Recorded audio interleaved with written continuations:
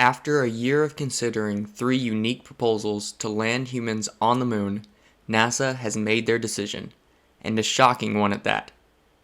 NASA chose SpaceX's lunar Starship as the only lander for the Option A round. We'll break down what this all means later. But first, the elephant in the room.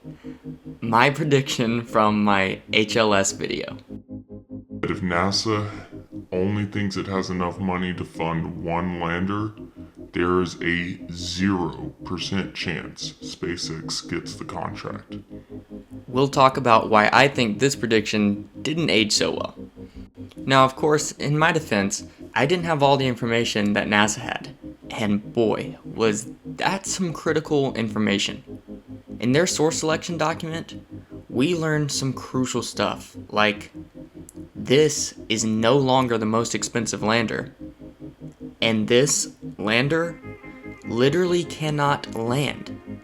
That is not an exaggeration. Stick around.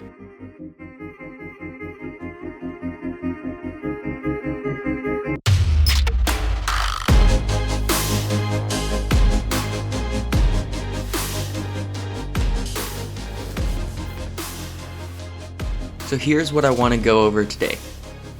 What new information we learned about all the landers from NASA's source selection statement. Why NASA chose SpaceX. My thoughts on NASA's plan for more funding. Some near-term implications this choice has for the space world. And then I'll wrap it all up with some of my final thoughts. Let's start with Blue Origin's National Team Lander, the ILS. The ILS went from being the most expensive option to cheaper than Dynetics. Now, this is a lot of movement on price because there was $5 billion between these two last we heard. All the bidders got to re-propose their contracts with NASA, and I mentioned in my last video that National Team probably found a way to magically shave a few $1 billion off their asking price, but it's also likely that Dynetics increased their price because NASA said, quote, it was significantly higher than Blue Origin's. We also learned the exact payload capability of the lander. While it is landing crew, it can take down 850 kilograms of payload to the surface, which does meet NASA's requirements. A strength of this lander that NASA noted was the abort capabilities on descent due to the multi-stage design, which provided a lot of redundancy during the landing phase. The vehicle could split apart, and the ascent stage could get astronauts safely back to Orion, even if it lost an engine. The next group of things we learned, I would categorize in the interesting department. The ILS lander used 6 communication links to stay connected to Earth and Orion and all that during the mission. Apparently 4 of those 6 links didn't work, and the 5th probably doesn't work.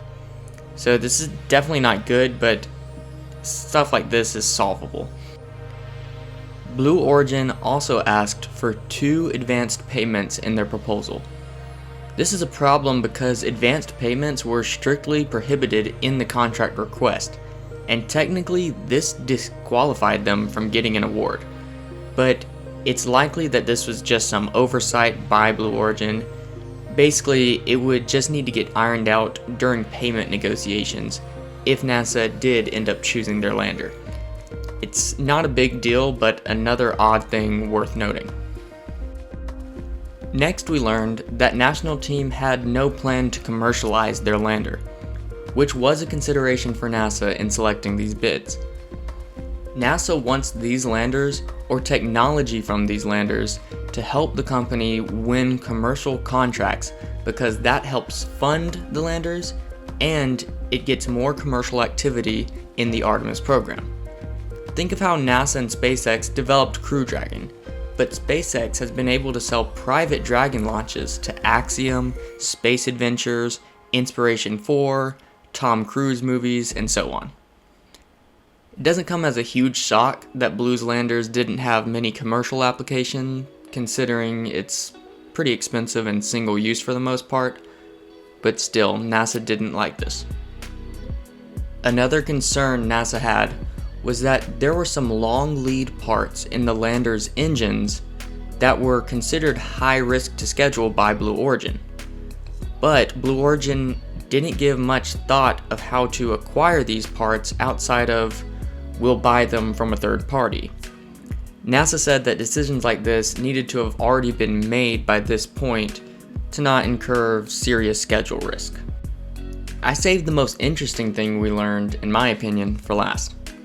Now, the landing proposals didn't need to have a sustainable design from the outset, but they did need to demonstrate a reasonable and cost-effective plan to become sustainable. Blue Origin's plan was quite bizarre, frankly. Basically, they would just completely scrap their lander design and re-engineer the entire lander from the ground up.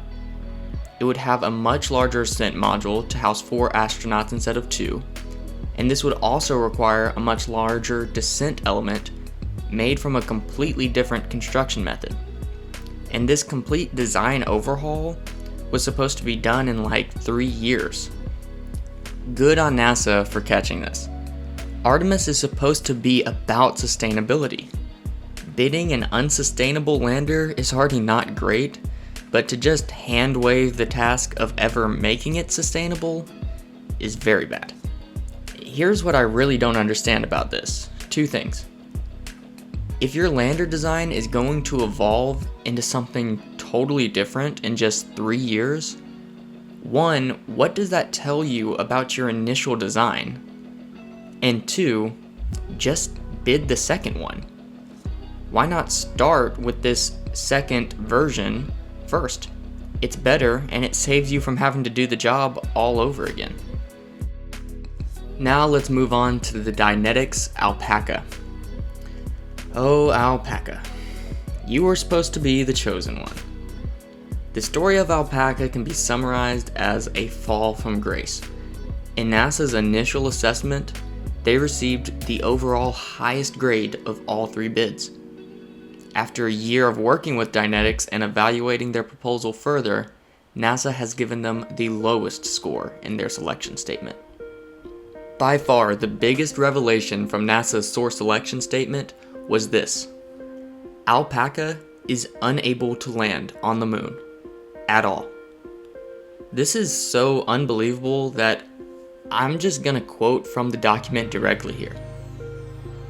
Dynetics' current mass estimate for its DAE, that's descent ascent element, far exceeds its current mass allocation. Plainly stated, Dynetics' proposal evidences a substantial negative mass allocation. Basically, ALPACA is too heavy to land, and apparently way too heavy to land. Not only that, NASA goes on to say Dynetics didn't present any convincing methods to lower their mass, and actually uncovered a lot of areas where the mass would potentially increase during development. This is interesting to me because this whole time Starship seemed like the lander that was too good to be true. But really it was this little guy, the moon lander that literally cannot land. What a twist. Dynetics also didn't give NASA much info on a lot of other elements about the lander, which comes up a lot in their grade. For example, they didn't detail anything about their refueling tankers, and NASA didn't like that. Another thing I found interesting is that NASA stated Dynetics didn't have a feasible method for transferring cryogenic propellant in space, nor a feasible plan to develop such a technology. The reason this is so interesting to me is that Starship, which we'll get to a little later, also transfers cryogenic propellant in space, and a lot more of it. And while NASA cited this as a technological risk for SpaceX, there's no mention of SpaceX not having a method to do it or feasible development path to achieve it, which tells me that SpaceX has a solid plan for propellant transfer and NASA thinks it will work. But back to ALPACA.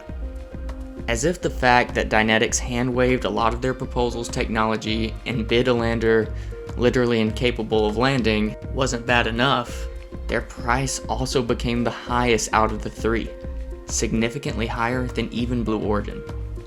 So I guess it kind of goes without saying why they didn't get the award. And finally, we have our winner, SpaceX. I'll go over what we learned about Starship here, and then we'll talk about why NASA chose them. First off, we got a brand new HLS Starship design. The biggest change here is the different landing engine design. Last time we saw Lunar Starship, she had 9 medium-sized engines halfway up the body for the final landing stage. Now it may look like they're gone, but the mid-body landing engines are still there, just much smaller. The HLS Starship will now land using, by my count, 24 tiny thrusters. Personally, I like this change a lot for 2 reasons: safety and development. More engines means a lot more redundancy, and small, cold, or hot gas thrusters, like these appear to be, are simple and reliable. And this mini engines will have some incredible engine out capabilities. As for development, we never really knew a lot about the old 9 landing engines.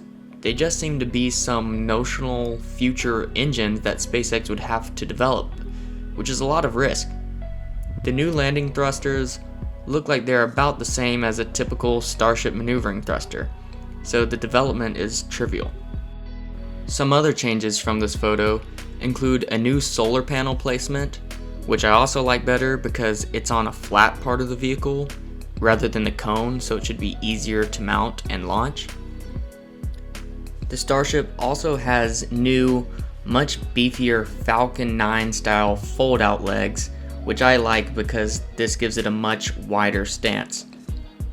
Also, this is just me speculating, but these landing engines appear a lot higher up on the vehicle, and so is the crew and cargo access hatch.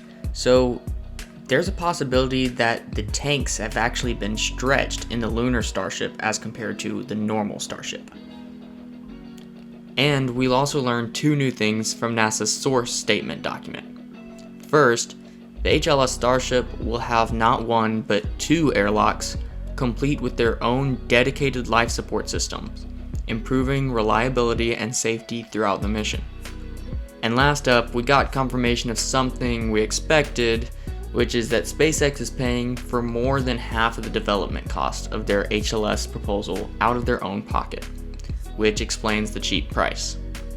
Speaking of that price, it did increase from $2.2 billion to $2.9 billion.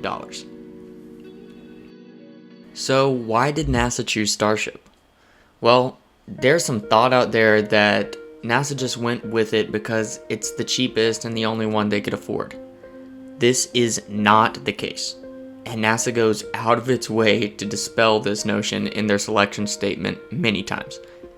SpaceX basically pulled a reverse Dynetics and went from being the lowest rated bid in the initial selection to the highest rated bid in the final selection. A huge positive for Starship that NASA details was what I spoke about in my first HLS video. Starship completely eliminates all volume and mass constraints for Artemis missions. With the Starship lander, you don't need to measure your science payloads by the gram and over-engineer them to be as lightweight as possible. You take whatever you want, no matter how big, heavy, or awkwardly shaped, and you throw it in Starship and take it to the moon. NASA also noted how this provided a huge level of mission flexibility, because the interior can be arranged in a variety of configurations for pressurized, unpressurized, and science cargo. NASA also liked that the Starship doesn't have to evolve over time to become sustainable, it already is. They specifically mentioned that Starship can take 4 crew to the moon immediately, without needing base modules to be set up to support the larger crew. If you saw my last video detailing Artemis sustainability, you know how crucial it is to have long stays with a lot of people. If you haven't seen it yet, go check it out. SpaceX gives NASA the capability to bring down more astronauts for longer stays earlier in the Artemis program, which is a huge boost for cost performance. NASA also gave SpaceX high marks for their commercialization plan. Now, this is quite obvious because all of the Starship development goes directly into SpaceX's Starship launch vehicle, which is their next commercial launch vehicle. So that's a lot of the positives. But of course, NASA cited all of the obvious technical risks of the system, such as refueling, high launch cadence, size challenges, advanced Raptor engine problems. But they stated that these risks did not outweigh the rewards of Starship, and furthermore, they believe SpaceX's plan to achieve their goals is possible. Some things that ease their fears include the high pace and extensive testing program for Starship that has been ongoing in Boca Chica, Texas. Another one of NASA's biggest concerns, the refueling of Starship, was also mitigated by SpaceX, with NASA saying SpaceX allayed their concerns by demonstrating flexibility in the timing of its required propellant tanker launches. What this means is Starship doesn't have to launch 12 times in a week to get fueled up, and then if they can't, they have to start the whole mission over. SpaceX demonstrated to NASA that they will be able to build in large time margins to the refueling capability, so that the system can take as long as it needs to get refueled before going out to the moon. NASA also liked that all of the risky refueling maneuvers take place in Earth orbit, not around the moon, and not with astronauts on board. So if problems arise, they are more easily addressable and never risk the crew. Now, this is why my predictions were so far off. I graded Starship as the best of the proposals according to my metrics, but I assumed NASA would have different metrics and would ultimately be so put off by the risk associated with Starship that they wouldn't even deeply consider the positive attributes. I was wrong. NASA graded this vehicle exactly like I did, with a sober understanding of its risks, but really giving merit to Starship's paradigm-shifting capabilities. Here's a quick little example of where my thinking was flawed. NASA required each lander to bring 850 kilograms of payload to the surface of the moon alongside the astronauts. And here's what each lander could bring. Starship could take 100,000 kilograms. The ILS could take 850 kilograms. And the ALPACA could take nothing because it cannot land. Now, when we look at this, it's like, okay, go with Starship. Can you imagine the possibilities? See, I assume NASA would have to look at this and say, SpaceX meets the requirement but has a lot of risk, and Blue Origin meets the requirement but has less risk. As it turns out, NASA did care a lot about this added capability, and I'm glad they did. SpaceX also clearly impressed NASA with their capability to deliver on the risky elements of their proposal.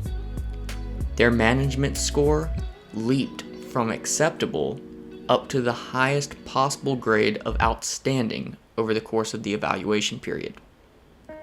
All of this combined paints a clear picture that SpaceX was the obvious first choice for the award. NASA does mention that if there was funding available, they would have offered an award to national teams second, but more on that later. I believe NASA has a clever plan here for persuading Congress to give them more money for the landing systems. You see, Congress isn't happy that SpaceX is going to be the sole winner of this award, and NASA knows that. A few Congress people have already written letters to NASA complaining about the award, and it's only been a few hours.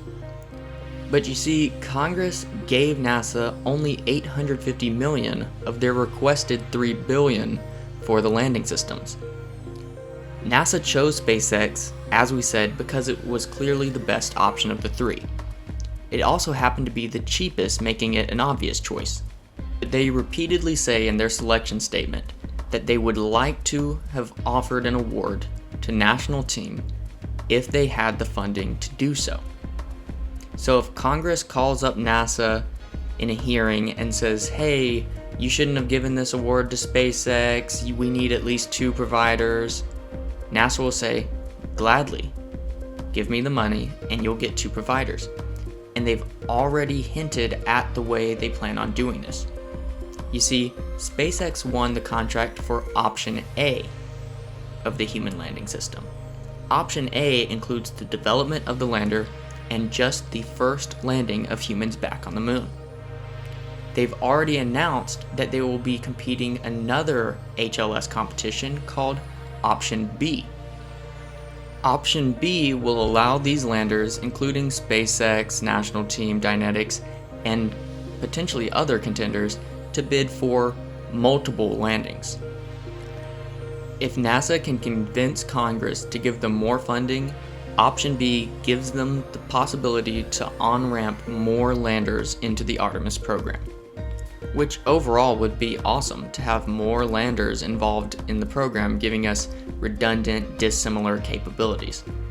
So I really think this is a smart technological and political move by NASA.